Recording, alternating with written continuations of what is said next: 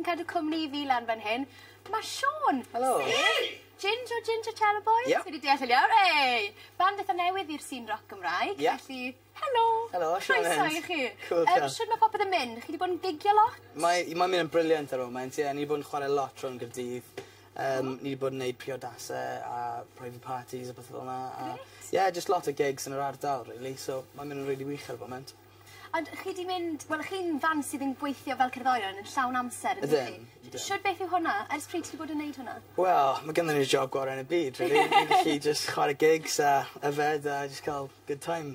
Ni wedi bod yn gwneud wel, ni wedi cwrdd am Matt 2 blwyddyn yn ôl. Ie. A ni wedi bod yn gwneud y llawn amser am blwyddyn a hanner. Grêt. Yn wych. So, ie. Mae'n amlwg bod ti'n mwynhau, de? Ydw. Grêt. Pa fath o llefydd ti'n gigio? Ti'n gweud bod ti'n mewn priodasau a partïon a pethau fel yna. Chi'n cael mwy o pethau fel yna neu mwy o gigs arferol gyda bandiau eraill? Mwy o gigs fel pubs, really. Pub gigs. Mae ganddo ni residencies yn Gaerdydd. Ni'n chwarae yn y live lounge. A mae ganddo ni residencies usually yn O'Neill's a pethau fel yna. So ie, ni'n chwarae fel arfer yn Gaerdydd, ond ni'n gwneud partïon bach fel yna. Cool. A wedyn siwr beth ti'n disgrifio steil eich cerddoriaeth chi?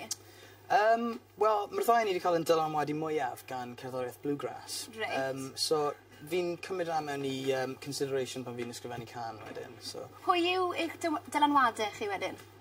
Fi'n gwybod Dolly Parton. Fi'n dwlu ar Dolly Parton, ydw. Fi'n cytuno fan'na. Jimi Hendrix. Cool. Tony Rice, lot o bluegrass music. Chi'n recordio ar hyn o bryd?